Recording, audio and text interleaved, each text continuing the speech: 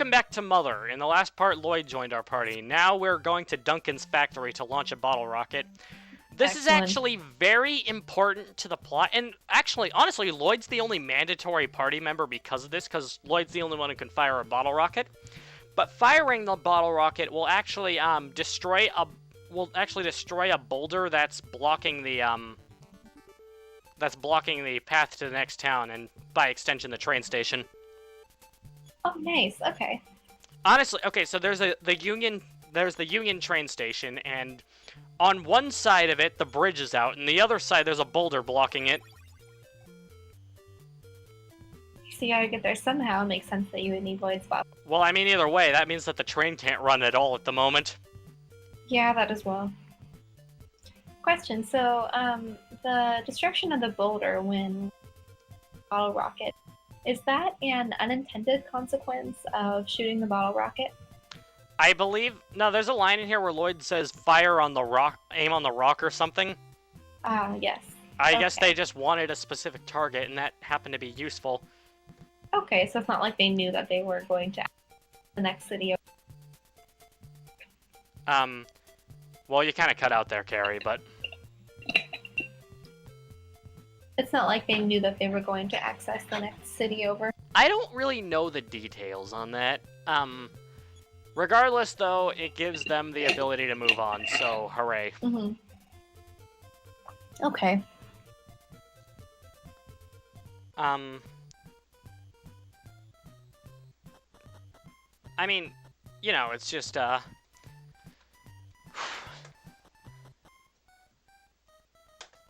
it's just something... I mean, you could, honestly, just walk along the train tracks, but the English localization actually added enemies, like, in the train tunnels. Like, really, really dangerous ones in order to keep, players from moving past there. Like, in order to sequence break or whatever. Yeah. Like, you could do that in the Japanese version and get certain party members earlier than you're expected to because of it. Right. However, because of,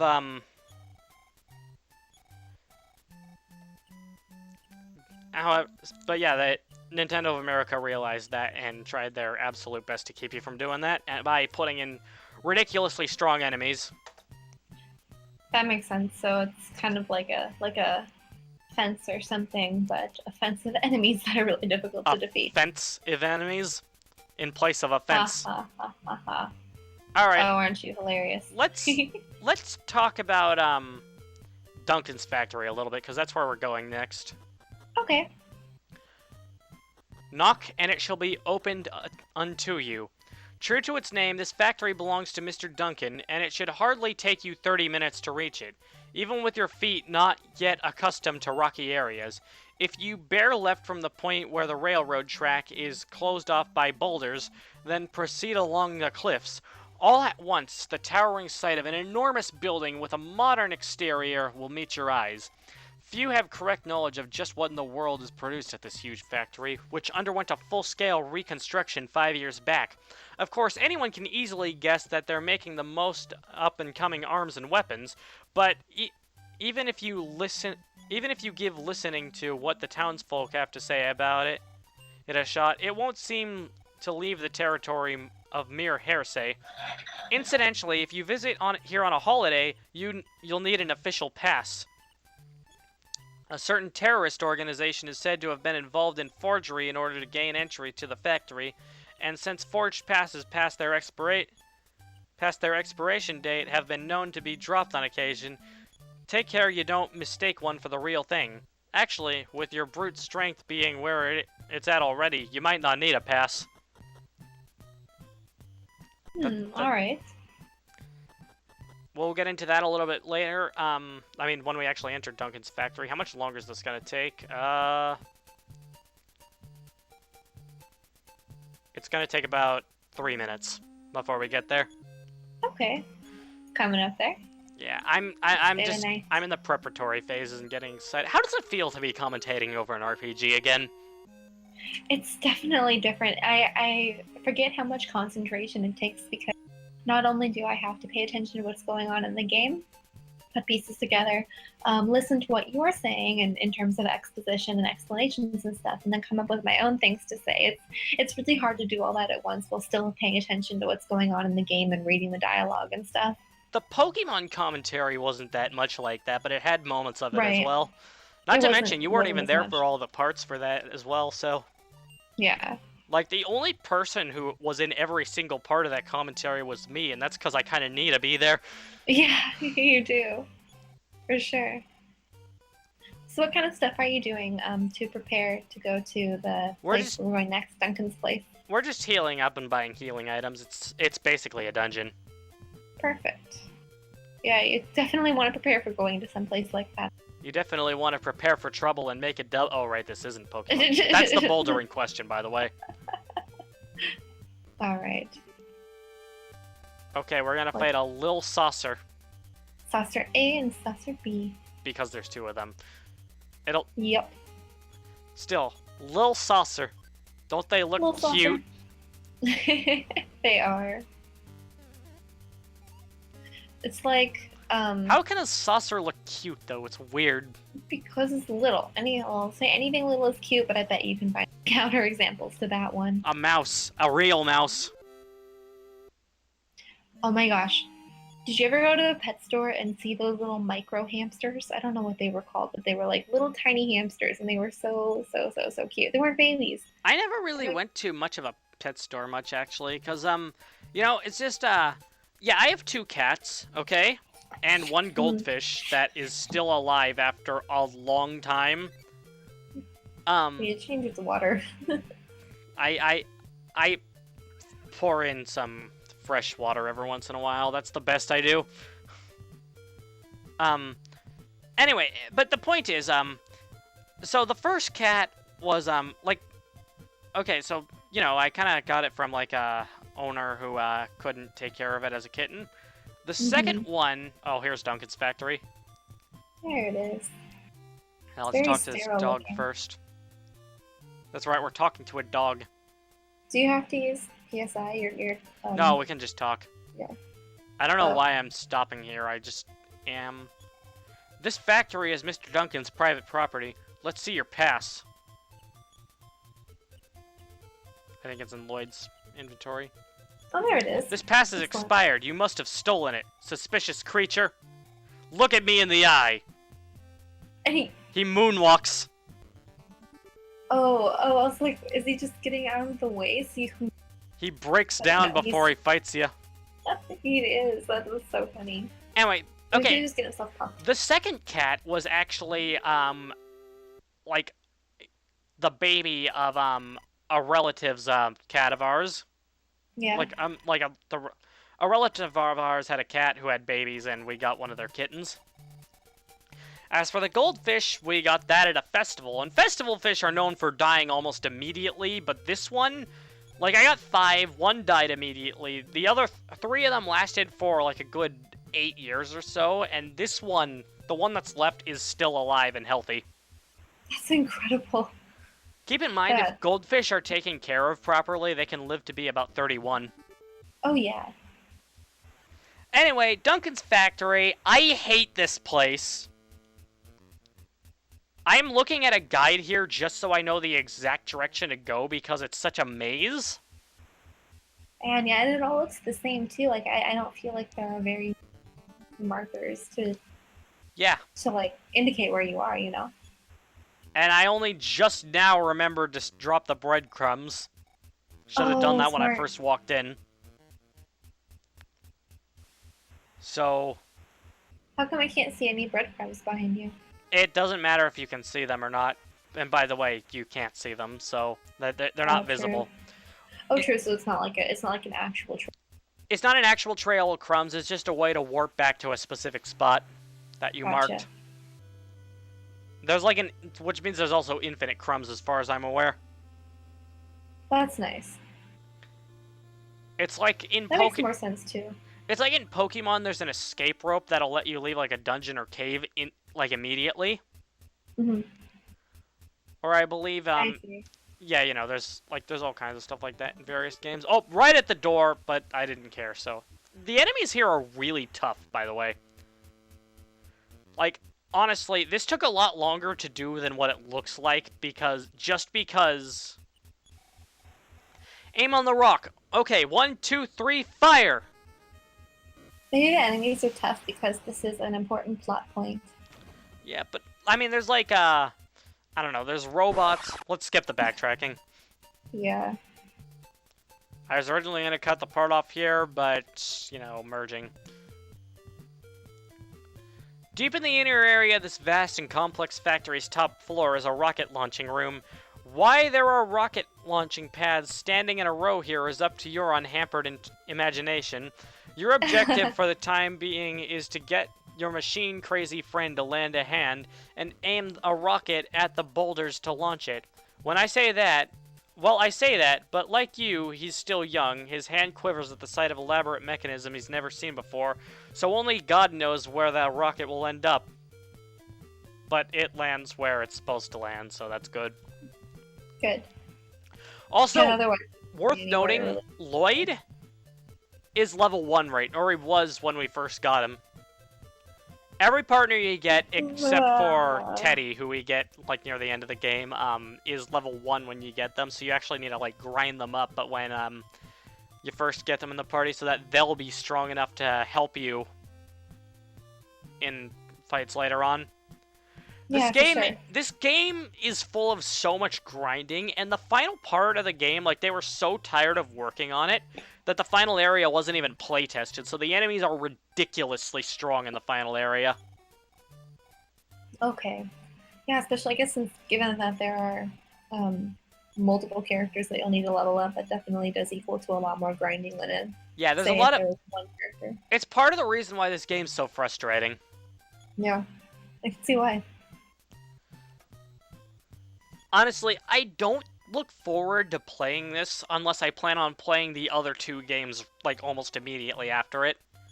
Gotcha. This is the last one that I'll go to play. I should be saving this for final thoughts, but I'm still getting out of the way now. I do like it, honestly, but there are plenty of other RPGs that I'd rather be playing.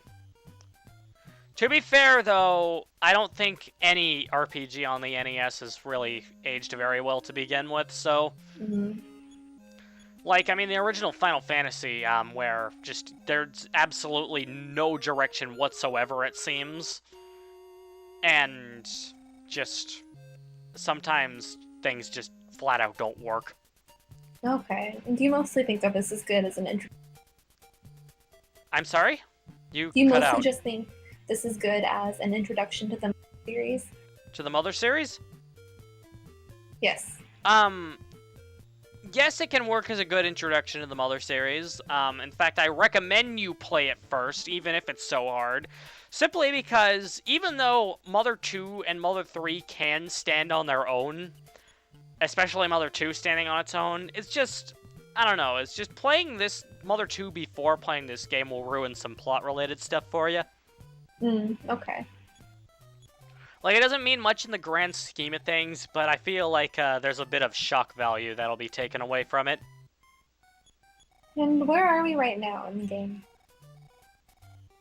This is the Union train station. Okay. First, we need to go to the town of Reindeer. There's only one thing that we need to go here for, and we'll probably never go back to Reindeer again after it. I love that train. It's kind of cute.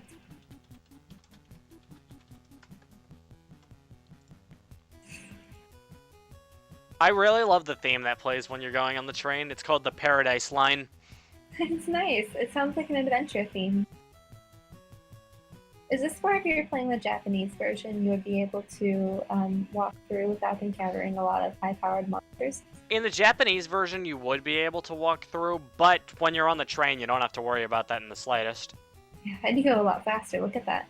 Zipping along there. I mean, that's the point. They want you to ride the train to get to various areas, and so in other words, they don't want you to skip Duncan's factory. Mm-hmm. Are you going to Snowman? I found this hat. I believe it is the property of a girl who lives there. Please take it to her. And that's really the only reason why you go to Reindeer to begin with. By the way,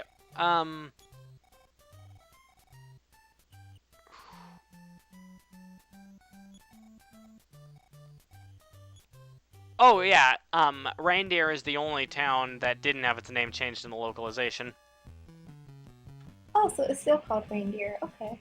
I guess it's not technically named after a holiday, but it does have the Christmas spirit in it. It's kind of unimportant to the game as a whole, so there's not really any information on it. Yeah, just going there to get the hat, huh? Yeah, that hat's important. I don't even know why the girl in question was in Reindeer, but whatever. Snowman has its own theme. Also, it's actually another town that doesn't have its name changed in localization. It's also called Snowman in Japan. Okay. Damn, they're going there. Huh? It's on my way to Youngtown to look for my wife, but without the train running, how can I get there? But you just came from the train. Isn't the train running? Yeah. The clairvoyant still in training. However, this much I can see. You shall return again to Union Station.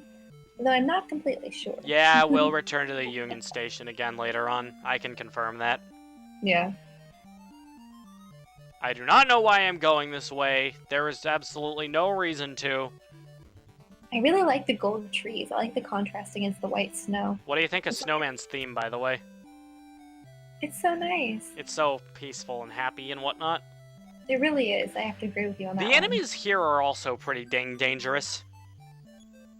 Also kind of goes against the whole calm feeling by throwing some dangerous enemies at you. Yeah, I remember hearing somewhere that Lloyd got excited about seeing the snow like a little kid because apparently Marysville, it doesn't get a lot of snow. Oh, I bet he would.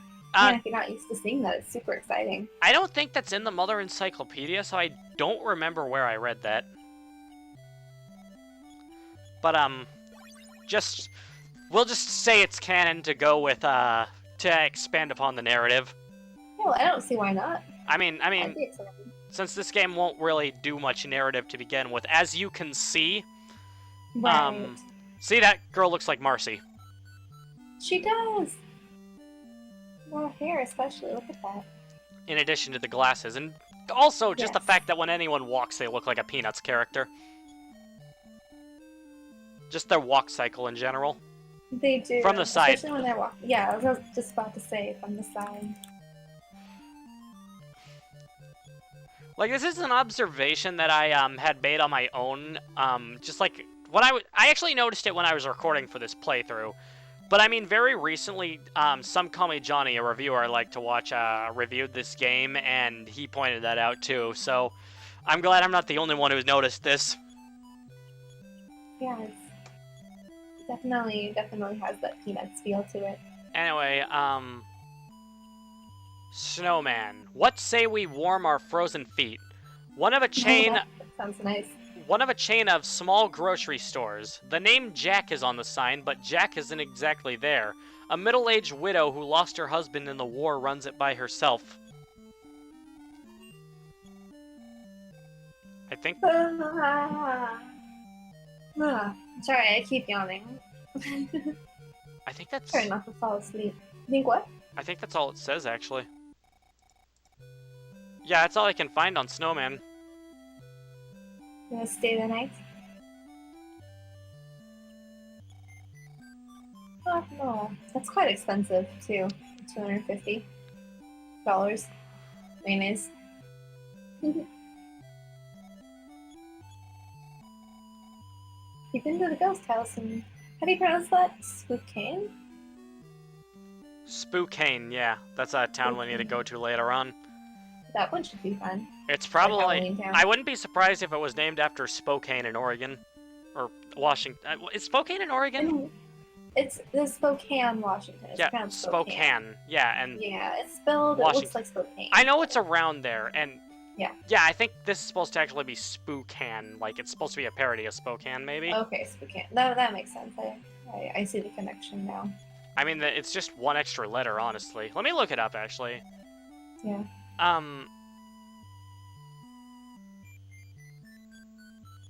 like the stained Yeah, glass it says stained right... glass windows. I mean, this is the wiki, so I can't entirely trust it, but it says the name Spokane is a reference to the real city of Spokane, Washington. Oh, cool. I wonder if it's set up similarly. I've never been to Spokane, so I wouldn't be able to make any comparison. I haven't either. I'm The only interested. the only real cities that I've been in Washington for were Seattle and Vancouver. Yeah. Only one of those for convention purposes, even though that there are conventions in both of those towns. I mean, I Yes. guess Vancouver won't have it anymore, but whatever. All right. Let's see All what right, we're going to Anna get just joined here. our party. Oh, nice. You got a good little game of follow the leader going right now. Yep. I've already described Anna to you, but basically she's the pride of the town because she's like one of the nicest kids ever. Nice. She's just like a very sweet little girl. Aww. She grew up in a church. She's the father of the pastor, and she's the daughter of the pastor, not the father. I know what you mean. No worries. Yeah. And also she's really good at piano. I already explained this to Kari. If you want to get full details, read the Mother Encyclopedia. There is a translation online that you can read, and you can get a lot of insight from it. Anyway, next time on Smash Team Games, we're gonna go to Spokane.